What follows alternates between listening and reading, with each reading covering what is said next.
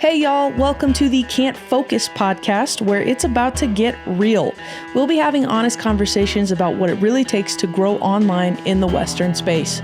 This show is all about the behind the scenes of content creation, how to grow your business, open doors, and build a community that helps you stand out in a world that doesn't always understand what we do. Whether you're in the arena, behind the camera, on the ranch, or just trying to figure out how to turn your passion into something bigger, you're in the right place. Fair warning, we're going to ramble, we're going to overshare, because we definitely can't focus. Let's get into it. Hello, everybody. Welcome to the Can't Focus podcast with Kate and Elizabeth. Hey, I'm excited for this one today. We have a guest with us. We do have a guest. This is somebody that I've been wanting to actually speak. I think even before you were even before we started the I think you wanted to start the podcast to have him on as a guest. That might have been the case. Well, he's here with us now. This is my idol. Oh. With you. Whatever. But this is the reason. He is the reason that I am doing what I'm doing today. Yeah, that's true. I don't know if he wants to claim that, but I will. Fair enough. Well, do you want to introduce him, or should he introduce himself, or... Let's let the dude introduce himself. No, I want to see what Elizabeth has to say. Yep.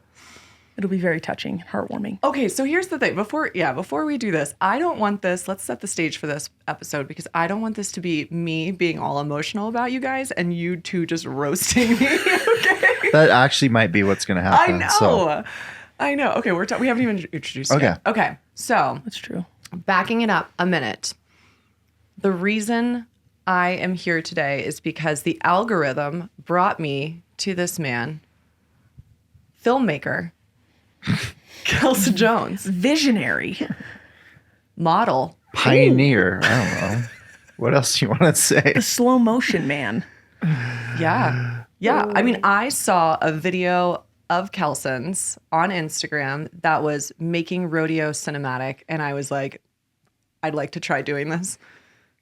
I don't know why, but that's where my brain went. And do you know which video it was? Do you remember? I don't. I went to try and find it, and it actually might have been like a combo of yours with the Legacy stuff.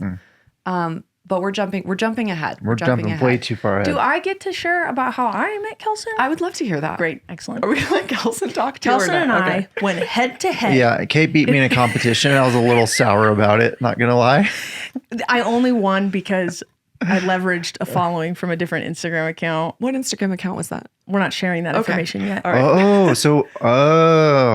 I'm learning about this now. Listen, you had way more followers than I did on my Western account at the time. But you got this other secret. I had this other personal account. Yep. And keep it secret. Keep it separate. They're very dedicated when I need something. And so I go, hey guys, do you think maybe my sister I appeal to emotions. Yeah, you're smart. My little sister is trying to win this competition. I filmed this video. Shout out Addie. And then I posted it. And so they really came through. It wasn't even close. Because he shared the numbers, and I was like, all right, I quit. Wait, so back it up. Was this a rodeo edit that you guys did? No. It was a flag competition. With Arnoldson Leather. Preston. Super cool dude. I love his stuff. Very talented.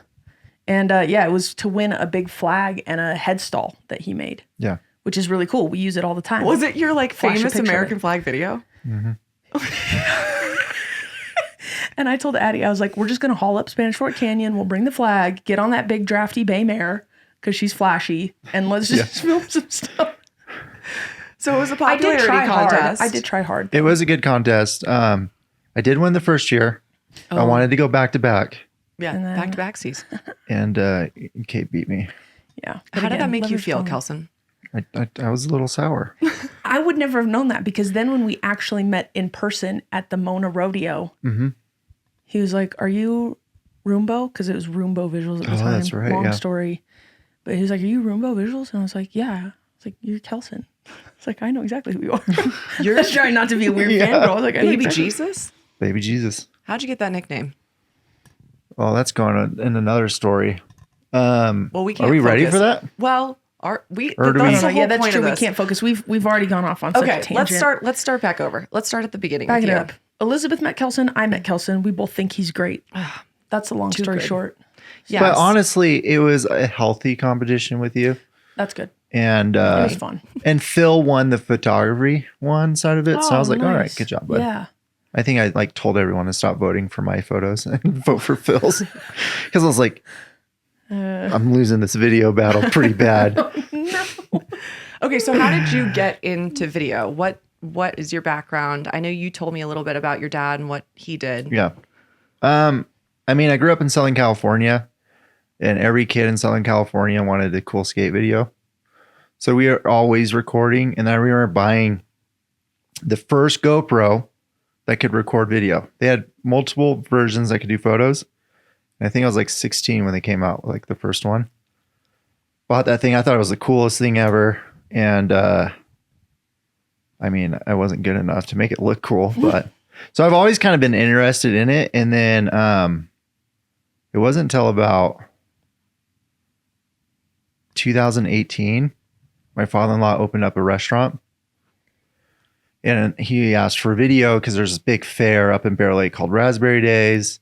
They get a big jumbo screen that you can play your video to market your business in the area. So he's like, hey, can you make me a video? I was like, yeah, it shouldn't be too hard. And so I shot everything on the iPhone 7C. Oh my God. I didn't have a camera, no camera. And I had a GoPro Hero 3, I think, that I taped to the top of his sign on top of his building to get this like time lapse of the clouds and everything.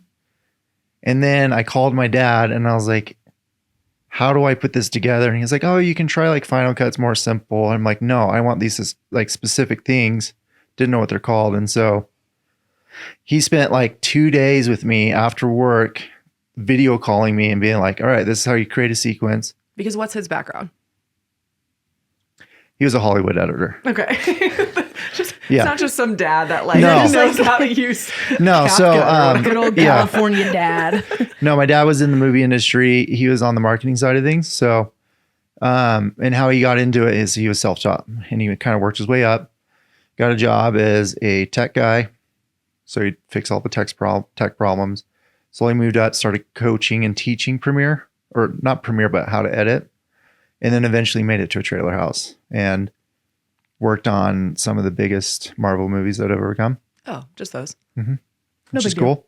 Very cool. Yeah, like I think his last one he did before he retired was Thor Ragnarok. Oh my gosh. And Big yeah, fan. Yeah. With Oh, she's blanking. Taika Waititi. Did Yeah. he do Ragnarok? I love him. I think that's probably one of the best Marvel films. I agree. They I was gonna watch rebranded them again. Thor. And then that famous line of that, oh, I know him from work, was a Make-A-Wish kid Ah, who said it. And they added that line, I believe, afterwards. wow. So Cool. anyways, dad's a Hollywood editor, sat down, he taught me how to edit. And then I kind of fell in love with it and I just ran with it. And then my wife bought me my first camera for Christmas. Shout out Casey. Oh, And it was a Panasonic G7. nice. Still have it. I should do a comparison video. I was gonna say, or you should take it with you to shoot a rodeo. Oh man, be interesting because I don't have any lenses. The reason I switched to Sony is because Panasonic glass sucks. Sorry, Panasonic. Get it Sorry, together. Lumix. Because like Sony, you can get Tamron, which is great, Sure. Sigma, Yeah. and then Sony G Master lenses. Right. And then, like every other videographer, photographer, they get into weddings, and weddings are low light, and that G7 just sucked in low light. So then we got the Sony A7 III, And then how did 2019. you get from the camera to rodeo? Buying the camera, getting the camera as a gift. Shot my first rodeo in West Yellowstone. It's called Wild Bill's Days. It was a local friend in Bear Lake. It was her sister that runs this event, and they took over for her dad who had passed. And they kind of liked what I did, and so they brought me out. So I shot like the rentals, their like hibernation station. Then they do this event where they give all the money to an individual that's struggling with something. So they have someone that they sponsor. So I go and I shoot this event, and there's like a concert and this whole thing. And What year was this?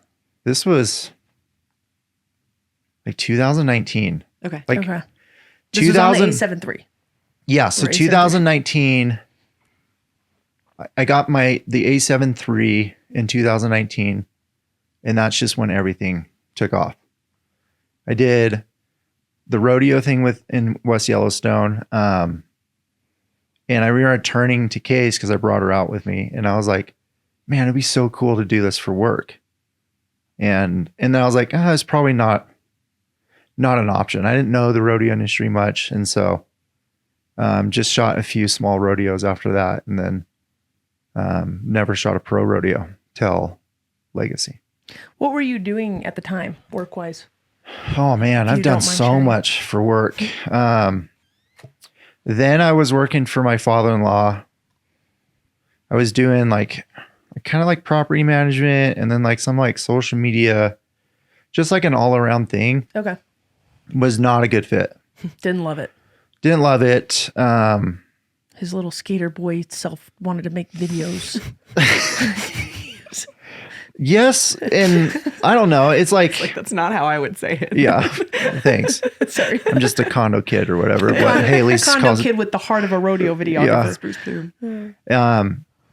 Yeah, it's just that it's not the type of work that came natural for me to be able to excel at. Yeah, and so that's where I kind of really struggled through career wise. It was like, oh, this is cool, makes good money, but I just. I got to be able to have that to get through it. Sure. So I did that for a while, and then just started doing weddings and small gigs here and there. Did some overlanding stuff for a while. A lot of weddings, just a lot of random projects. Real estate is great. Did that for a while.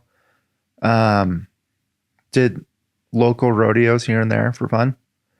Never got paid for it. But were you buying tickets, or were you reaching out going, hey, you think I could come film your rodeo? I just showed up. Just showed up? Yeah. Do you recommend that in today's world? It's a unique opportunity for me because where I live, it's very small. Yeah. And I somehow people always have a nickname for me. And so at that time in Bear Lake, my nickname was the Forrest Gump of Lake Town. Because just running. Yeah. I was running and I was training for an ultra marathon. So I'd run for the run would be 26 miles. So I'd run from one person's ranch to the next. And so it's a great community that really supported, and they would just let me come film the small. So there's the Raspberry Days Rodeo I'd go film. And then I think it's the county in Randolph I went and filmed too. Yeah. So that's what's interesting, because I remember you posting, that's the first time I talked to you on Instagram, was you posted some of your old A7 III footage. Mm-hmm. And your caption on it was this isn't so bad for an A7 III. Yeah. And I was I remember saying, oh my gosh, this is the camera I just bought. This gives me hope. And then you were kind enough to answer me, and I've never left you alone since. I would. 730 unread messages on Kelsen's phone. Don't say that. They're all just kidding. He's very attentive, and he's very good at responding to messages. Disregard. The issue is I get put on all these group chats, and I'm just leave me alone. Yeah. That's what most of them are. Notes to the group chats on Kelsen's Don't add me in group Don't chats. add Kelsen to a group chat. I'll be there for a day, and then You started a group chat this morning. For McDonald's orders. Okay. I was going to go get McDonald's by myself, but I think I heard Kate mention She loves a McGriddle. I do love a McGriddle. Gosh. I was like, I got to make sure. Questionable things for a McGriddle. Yeah. That was very thoughtful. That was, So, thank you. You made my order, but that's fine. Put the hash brown on the sandwich, you guys. Oh. Yeah. I was like, shoot, I forgot ketchup. Hopefully she doesn't mind. No. No sauce required. No sauce Do a little required. syrup. We want it dry. Oh, yeah. You Because got it has the little syrup. syrup bits and the little pancakes. Yeah, syrup's everything. Syrup with waffles. That's if you would have brought me a And thing bacon. of syrup, I would have dunked. Yeah. you know. Wow. Okay, so back to yeah, so just kind of, I think everyone goes through that where they want to do video for work and they try to figure out what's a big, that fit. because you're not getting paid in rodeo initially. And No. so you're trying to figure out, how do you make this work to be a job? Yeah. And I stopped considering it because it was a world that I was not involved in. Didn't have it growing up. Didn't really know anyone in it. SoCal kid, which there is a big horse community out there, but it's just different than. But there was something that You gotta drew be. you. You gotta be in it. Yeah. To kind of It's a very tight group, I think, rodeo. Mm-hmm. everyone knows everybody. Like But did you have that feeling that like you belonged there and like something drew you to it? Because that's kind of how I felt. Couldn't shake it. I think not necessarily. Okay. So what made you want to keep doing it? Yeah. So just all the filming. So then it became known in the area like, oh, Kelsen Films does some cool stuff. And they started a ski joring event in Bear Lake. And they asked if I could come film it because it'd be great for marketing. And first day, it was just a blizzard. It was like windy, heavy snow, big snowflakes.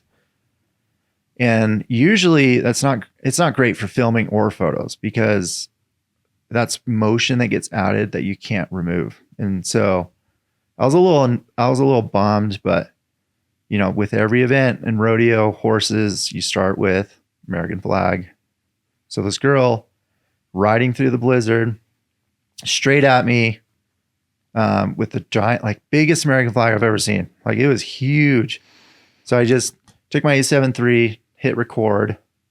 And then I was like, I'm not sure if I'm allowed to do that. Like I should probably put my hand on my heart. So I think I had it like in between my legs so I could have my hand on my heart. And because I was like, I don't know, I want to be respectful for the flag. So, and then I was talking to my buddy Cameron and he was like, dude, that shot is rad, posted on TikTok. And I think I had like 1 or 2 videos on TikTok and I didn't care for it.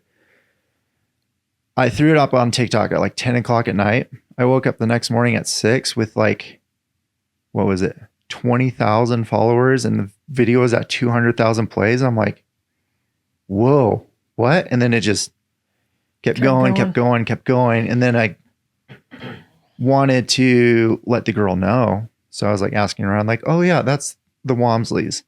So I reached out and the girl, Rachel, and she invited me over and they had this big indoor arena where they practiced roping. And so I got to hang out with them and I'm like, this is kind of cool. This is unique because a lot of people want to be good at something, but they like don't necessarily put the time in. But like cowboys and cowgirls and rodeo athletes, like they're roping all day, every day. You know, when they've got free time, they're out there roping. So I'm like, okay, this is kind of cool. So I kind of got more and more involved in it. And then it just opened up more opportunities. Okay. So you had the A7 III. What was like your next camera purchase that you, and did you feel like it took you to a different level or? I'm having fun progressing with the gear and the jobs She and does. seeing where things. the timeline of it. Yeah. I'm like, where am I going to get good? I got to the point where I felt like I was maxing out the camera. Okay. And then they announced the FX3, but I was in that weird stage of, man, I got a burp. Hold on. That weird stage of like, I was an editor for iFit. It became like my full-time job. So then I was shooting kind of on the side, but it was more of a hobby at that point. So it went from 2019 climbing drastically, learning a ton, grabbing everything I can. 2020 I had all these rad projects laid out, and then COVID hit. And then just one project after another canceled. And kind of got a little discouraged, but kept with the flow with it. And one of the biggest projects I did in 2020 was Open Water, which is a nonprofit. And so then after we did the paddle crossing in Huntington Beach in November, I applied for a job at iFit because I was tired of this. When you got to provide and you don't know when the next paycheck's coming, and then the whole COVID thing, and it's just like screwing everything up. So I was like, okay, I just need to get a 9 to 5. And so.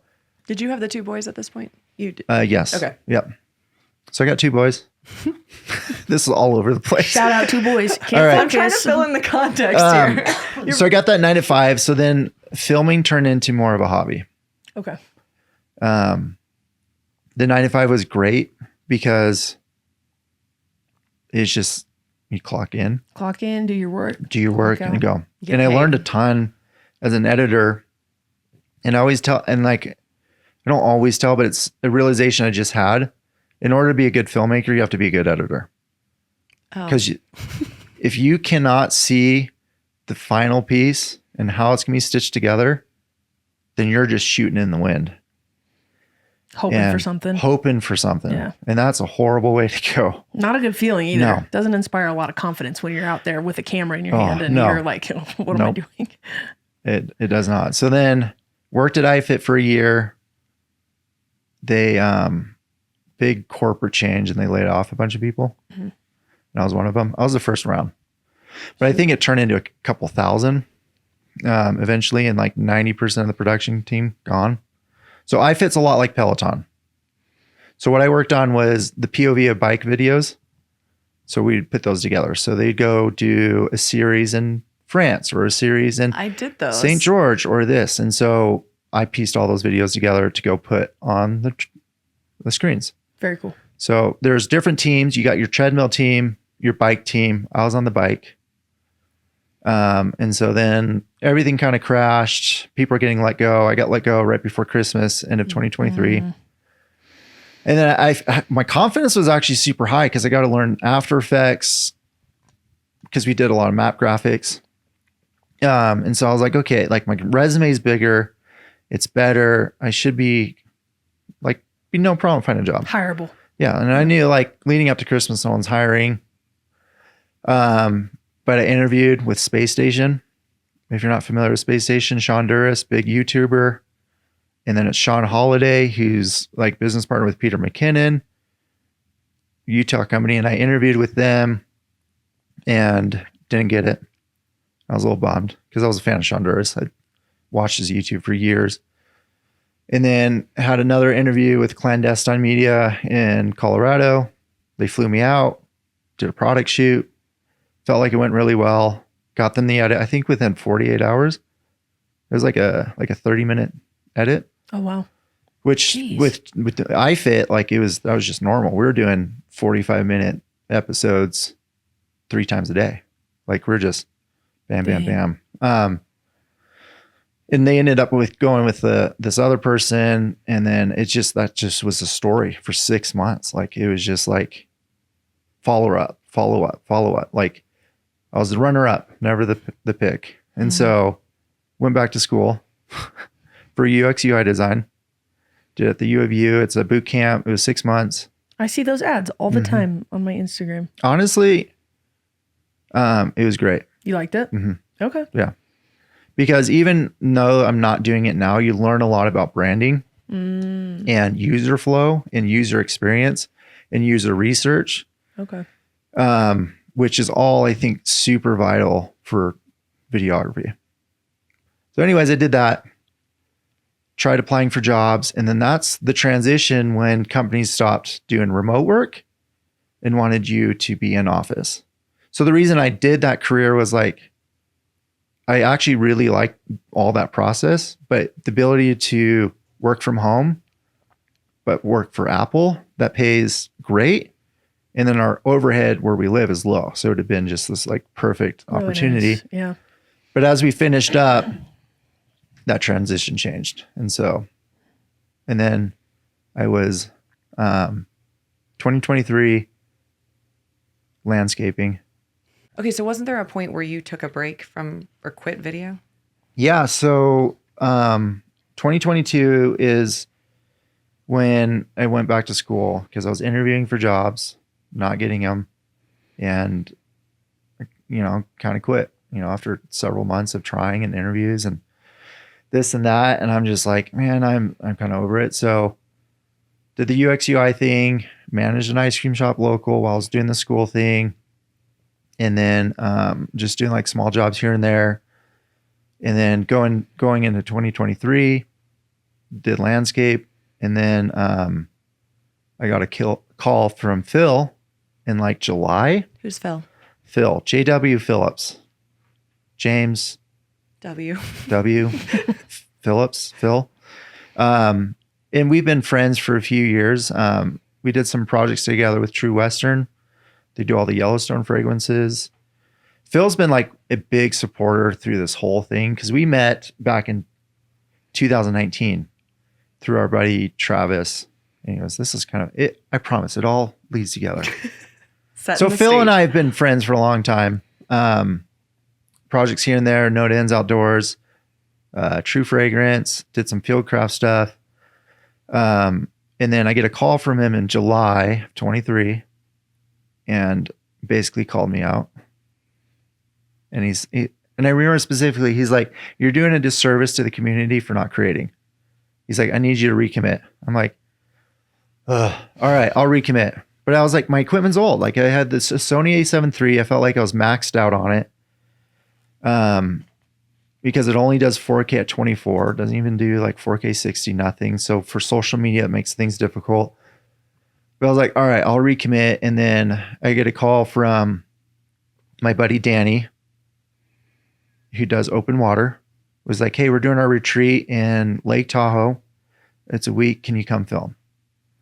And I'm like, "Yeah, man, of course, I'll come film." And for him, I always want it to be volunteer because he gives back to veterans and first responders. But he always sends me home with a check. So I go do that trip in Lake Tahoe, first week of August, and I'm coming home to go to a wedding for a family, and I get a call at like 8:00 on Saturday night. And I'm like, "Who's calling me 8:00 on a Saturday night?" And it was, "Hey, this is Patrick. Yeah, I got your number. We're a stock contractor and we're kind of interested in having you come out to come film." And I'm like, "Hold on, what?" So then I call him back and we set up a meeting to sit down in his RV the week leading up to Tremont, which is, I think, the second week of August or third week, because you go, Preston's the first week, then it's Logan, then it's Tremont. So we talked during the week of the Logan. We met the week of the Tremont and sat down. He asked me some like, hold on, I got to take a step back because I was blown away because I was expecting something totally different when he said stock contractor. Meet up with them, couldn't find them.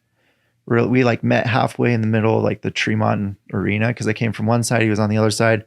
And we walked, he's like, "All right, let's go into my motorhome." And I'm like, pull up to his motorhome and it's like this house on wheels. I'm like, who is this guy? Like a home with a motor. It's and like his floors are like a mirror. That's how, polished they are. Nice.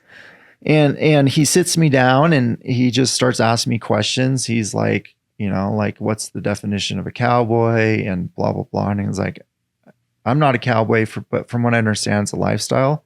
I don't think it's a place that you go. It's not like an objective. It's just who you are." And he kind of liked that answer. It was like unusual questions. Great conversation. And he's like, "All right, well, let's have you come film the Tremont Rodeo and see how it goes."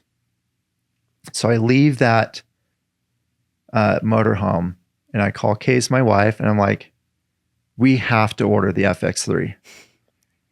We have to have it." I told him I had a camera that's 4K. I could shoot all the different frame rates because that was like one of the questions. And the person that was running the social was like request, like, okay. So I think we ordered off B&H and it got here the next day. And then the following day is the first perf of the Tremont. So at this point, are you filming for him or are you filming for the rodeo or both? Originally it's for Legacy. What I was brought on to do was to promote the animals, get videos of them performing to give to the committee for selection for the NFR. So that was like the original. And then to get some like good B-roll shots. And I was like wondering like, how did he, get my information? Because literally I think it was 5 rodeos. That was it. I had done total. Small rodeos. I've never done a professional one. And it was my buddy David from iFit. He was a video editor on the treadmill team. And we helped them finish their project so they can work on this like Mount Everest thing, I think. And we were just, all of us editors were just like, we're in the trenches. We're a team. It almost felt like it was us versus corporate, because corporate wanted impossible deadlines. And then we came as a team and got it done. And he knew about like my TikTok and how it's kind of blown up with like the whole American flag thing. And so he heard his boss, Scott, talking about it, and Scott runs production. So they gave him my number. So I'm like, okay, that's That's cool. So iFit worked out. I thought it was a black stain in my life, but everything works out. Isn't that crazy? It's like the butterfly effect. Just one yes. And to it could be 3 months. For Mhm. me, it was almost 2 years before I saw any benefit from iFit after leaving. So yeah, it was like promote the animals, get cool B-roll, social media content. Did Tree Mountain. I felt like it went really well. I was nervous. Never filmed a pro rodeo. Didn't know what it looked like. Everyone knows the rights. So I knew who they were. I knew who Rocker was because I worked on this guy's ranch for a few months to understand more of the lifestyle. And I remember him being on a phone with his buddy, and they were talking about the NFR. Oh yeah. And he was like, and that long-haired dude thinking he's all that and blah, blah, blah. And he's just going off. I'm like, and I've had long hair for a while. And I'm like, who's this long-haired kid? And it's Rocker. Nice. These old cowboys are talking about how This young gun with you the see long what he hair. said to the camera, like, because I think that's when he said, like, what the F do you want from me? He got fined. Yeah. Yeah. And it was funny. So I knew who Rocker was, and I knew who the rights were. I didn't know anyone else. So we filmed the Tree Mountain thing, and then I was like, their next rodeo was Parowan, which was the following week. And I'm like, hey, do you want me a Parowan? Do you want me a Parowan? Because I'm like, I just went in debt for FX3, so I need to double down on this. Yeah. Make the money back. And then I found out, like, I think Thursday, they're like, yeah, come down to Parowan. So I did Parowan. And the first prayer Friday night got rained out, which is pretty unusual. It was a lot of rain. Yeah. It was almost a lake in that arena. Oh, jeez. So Patrick takes everyone out to dinner. And so with canceling the event, like, do you postpone? So that everyone's out at dinner, like figuring out what to do. They're brainstorming. I really have no idea what's going on in rodeo. I'm just kind of doing what I know about filming. And remember, I'm sitting, like, you got two tables. One's like this, and the other one's like perpendicular like this. And Dusty, who's the flank guy, takes care of all the animals, leans back, looks at me, because he's trying to find people to go in the inflatable ball for the bowls. He's like, Baby Jesus, what about you? There's the nickname. Baby Jesus from Parowan. And it's been the nickname since. So we do Parowan, great success. And then they're like, okay, come do St. George. Wait, did you get in the ball? No. Oh, that was They eventually found someone. okay. Yeah. But I was like, I'll do it. In case, like, no. Because you always see those horror stories. So at this point, you're filming. Are you creating content for them too? What are you doing with your videos? Like, are you putting them online? Are you just giving the footage back to them? Yeah. So I'd put edits together and I'd give it to the individual that was in charge of social media. Vertical content. You're just making vertical content. Yeah. Vertical content. And then labeling footage, each clip for each animal. So my process for that is what I learned from iFit is, so I do like the brand, right? So 69 scrapper. So I do 69 _ scrapper. And then whoever rode the bull, location, year. And so, because they'll be like, hey, we need scrapper from Tree Mountain 2023. So then, so I'm doing that, and then also giving content, but not really posting, doing anything, just kind of doing that. And then we do like matchup video interviews. So before the rodeo starts, they'll grab the announcer, maybe one of the star riders that are already there, and Patrick, or it's Dusty, and they talk about who's going to win. Like, who's going to win bareback, who's going to win broncs, who's going to win bulls. And then we put those videos out, and then they go out the same day. So it's just kind of that thing flowed through Parowan to St. George, Mona, and then circuit finals, where Stetson finalized his injury, and Cooper, I get him mixed up. It's not James. Who's the other Cooper kid? Oh, they got that Folsom. got helicoptered. Yeah, right out. Shoot, I know he's a it's Cooper. so bad. I know it's a Cooper. Jacobs. I think it's Cooper Jacobs. Cooper Jacobs. I always feel bad because I feel like any rodeo I go to where he rides, he doesn't cover. And sorry. Oh, he's a good bull rider, and yeah, he is. I'm sitting right there, Scrapper comes out. I think there's second shoot out for me. Does his move, brings Jacobs down, lifts him up, and that kid just helicoptered, full sailed. And we use that clip a little too much. Sorry, Coop. Poor Cooper. But they're both those Coopers have been on Scrapper. James was probably one of the best rides I've ever seen on Scrapper in Mona in 2023. So he's young. And it was like 7.7. Like he almost rode that bull. It's that year, that bull's score, I think, was 47.5 average. Oh, wow. Do you have one of those brains that can like catalog every clip you've taken? Like, is it all just in there? Yeah. Visually, I know. I think that's why it's hard editing other people's footage because I don't know what they shot. Yeah. And you have to watch through everything versus if I shot it. You know what happened. I'm like, oh, I know I got this cool clip. I just got to find it. Yeah. Like it's somewhere in there. So yeah, there's a lot of stuff I remember, which is weird because I also have really bad ADHD. So I think that must be part of it then. yeah. So then, so we do circuit finals. We get a bunch of, animals to the NFR. I think we had 7 or 8 that first year. And they brought me out for the NFR because Patrick at the time had a sorting competition he did. So he wanted to like marketing for that. So I came out and did that. And then, you do your matchup videos, like, who's out. Love those. Blah, blah, blah. Yeah. Yeah. Which are really cool. And that was really fun because Patrick's always been great about letting me just create what I want to create. And then he'll also have his own ideas, which are cool. So we just created some really fun matchup videos that whole year at the NFR. Had a great meeting before NFR was done. And I was trying to get like on a retainer with Legacy because day rate with all the individual days of rodeos is just expensive. And so I was hopeful. Like for the first time in a long time, I was like hopeful. I'm like, okay, I think we're doing well. And then I got a call and they're doing National Western and they brought me out. Got to go to Denver, got to shoot that rodeo. And then around that time is when they brought me on just to manage the social media. Cool. So, which is nice because it's hard. It was nice having someone in charge of social media, but then it was also hard as well. It just felt like there's a disconnect between what I was creating and editing and versus like, post schedules and all that. So, so in January, I think we're just below 8,000 followers on Instagram. 2024.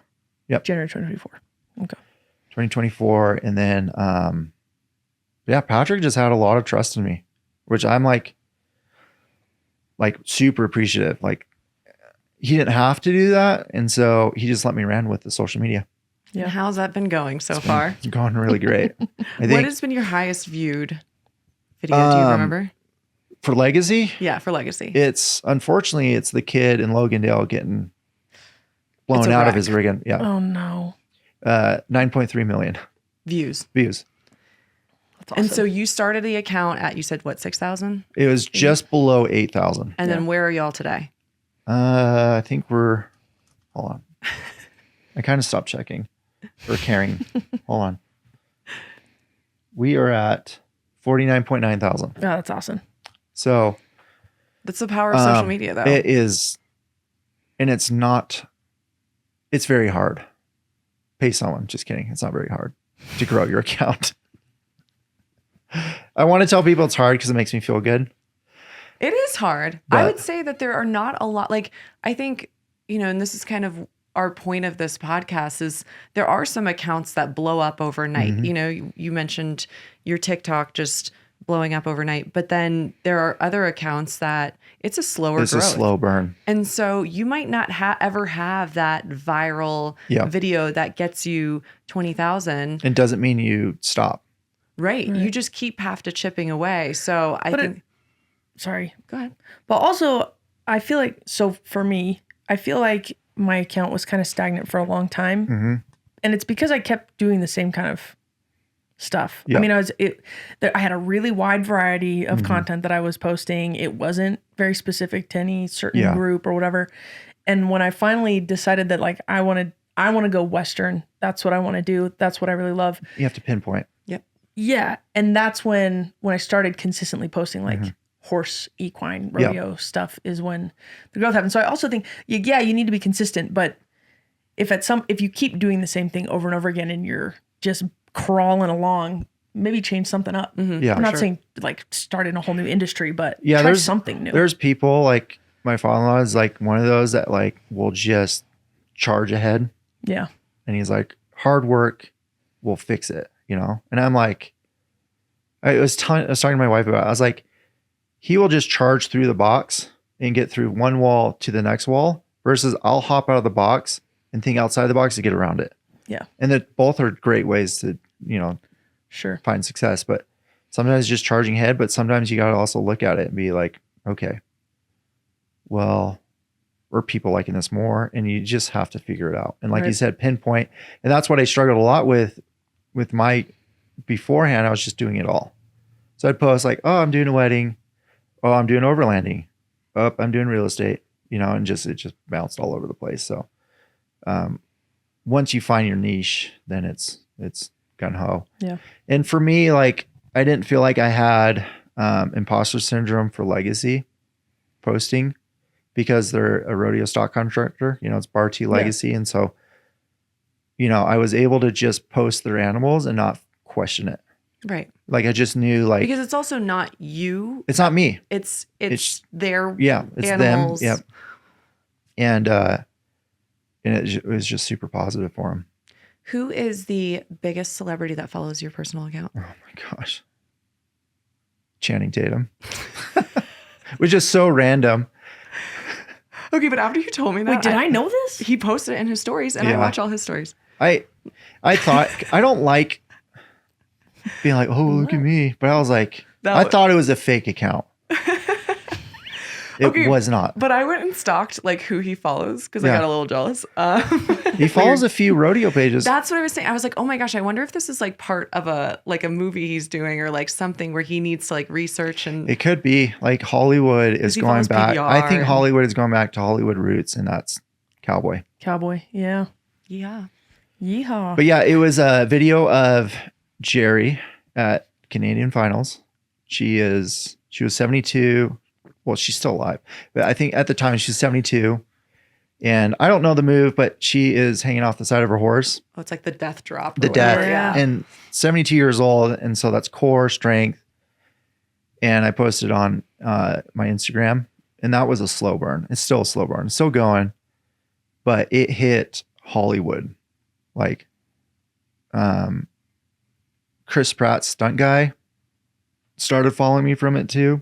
Ooh. A lot of stunt guys were liking it because, I mean, stunt people just appreciate each other because that's crazy stuff.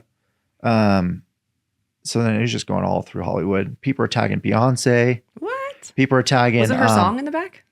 No. Why were they tagging her? Because they're like, Beyonce needs to have this chick at her concert. Oh, because she's doing the Western stuff now. Yeah. And so, and then they're tagging this other. I'm like, whatever. You know? She's kind of doing Western stuff. It's the Some fad. people are going to be mad that we said that. I know. It's the fad, but it was cool for that recognition that, you know, for sure, Queen Bee, you know, yeah. But, and then they were tagging this other actress. What's her name? Amy something. Circus? Something. Saying she needs to do a documentary on her because they look alike. Oh, interesting. Yeah. So I'm like, oh, cool. Yeah. And then, you know, Channing Tatum liked it and then started following me. And I'm like, what? Wow. Which is cool because one of my favorite movies is like 21 Jump Street. It's a good movie. My name is Jeff. You know, like 22 Jump Street.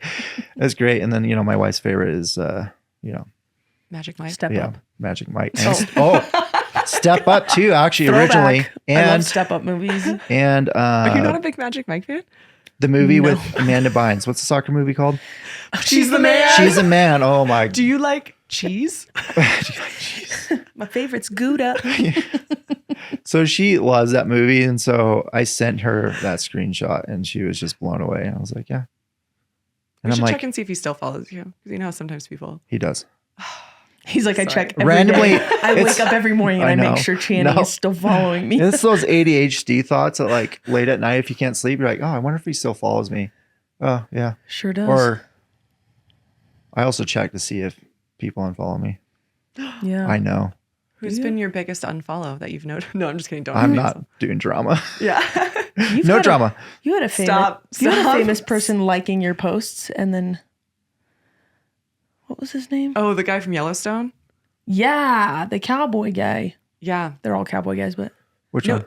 I don't want to like say his name. He was very nice though.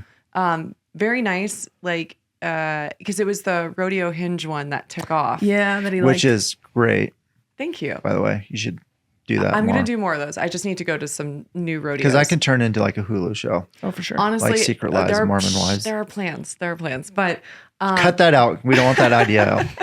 no, he was super cool. It wasn't like I tagged him and I was like, oh my gosh, I can't believe this guy Yeah. liked this reel. And then he like messaged me and was not weird or anything. He was just complimentary, being like, oh, you know, usually you see girls that are just like lip syncing to music. And he was just saying that me talking and It was doing authentic, something. Yeah. and he was appreciated just like, it. that was, it just showed Yeah. up. And yeah, we had a few back and forth combos just about life, like deep life conversations. That's and cool. then So he's a real dude. real dude, real nice, Not in your head, but like a real dude. No, I'm super- kidding. But yeah. super cool. He's truly, I'm not going to share his business. Never mind. No, But yeah. he was just a He's genuine just a good guy. Yeah.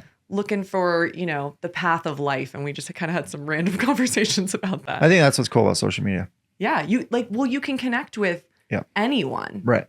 whether it's celebrities or, you know, big time influencers. What? Or people beat you in My dad competitions. shares my videos on social media. That's really big. Oh, we do need to talk about in a future episode, you thirst trapping your dad, but But honestly, you can say that you beat Kelsen Riley in a yeah. flag competition. Derek Begay told me thank you for tagging him in a story one time. Oh, that's cool. I love Derek Begay. I think he's cool. okay. So let's, You got to have those wins. Shout out Derek Begay. Yeah. If you ever need me to film you again, I will. So- See you at Fiesta Days. Hopefully. Legacy kind of transition from, we still are focused on like promoting animals, but now it's a more collaborative effort with rodeos. So we Okay. promote every rodeo we go to. smart. Cool. We're filming time events, using that, promoting that, because we try to grow the female audience, but I think it's just one of those things that comes natural, and whatever you're following is natural, you just kind of double down on, and you splice things in there. I'm sure yours is majority female, It actually is now. It Yeah. wasn't at first. but eventually it kind of corrects itself into what Yes. it should be. Yeah. Well, I think the rodeo hinge stuff, it's a lot of girls looking for rodeo guys. now. And then they just thought that was fun, probably. yeah, yeah. It's like Farmer Wants a Wife or something, right? Those Farmer guys Needs a follow Wife. me. What's that show? Farmer wants a wife. Yeah. So then, yeah, we turn more into like a rodeo production company and not just a stock contractor. Yeah. So then we provide, the steers and stuff, obviously the rough stock, help where we can. Because the big thing is not overstepping, but also helping. What we learned with my father-in-law's project in like Bear Lake and small areas, you overstep, you are everyone's enemy forever. It's over. Sorry, Chris, you kind of overstepped a little bit, but we can Oops. cut that out. But anyways, so yeah, it's just become like a collaborative effort with these different rodeo committees, especially the ones that we work with. And so we create, each event has their own video. It's like, okay, it's bareback. So there's a cool 15-second intro for bareback. And then it goes into all the timed events and Bronx and, all that. So people love that. And then at the end of the rodeo, I do a highlight of what that rodeo looked like Very throughout cool. that week. And the committee loves that stuff. Yeah, Okay, so we have a lot more to talk about we do. in a separate episode of what we're doing here all together. Mhm. And So to be continued. to be continued. But is there anything like final words of somebody that like, you've kind of shared your story. Mhm. If anybody is like listening to this, any final positive things you want to share? Some inspirational Yeah. quotes. Just be who you are. Do not fake it, especially in the Western space. If you fake it, they know. And I think it's just, you got to be authentic. It doesn't matter. It doesn't matter if you're an outsider coming in. If you're just yourself and you're authentic, like, that's respect. Now, not everyone will see it that way, but who cares? Just be yourself. Yeah. I love that. Perfect. Okay, well, thank you for joining us today. We're going to talk a little bit more about our weekend here in Wyoming. Yay. And we'll chat more in a few. All right. Thank you. Cut. Thanks for sticking around. If you made it this far, you're officially part of the crew.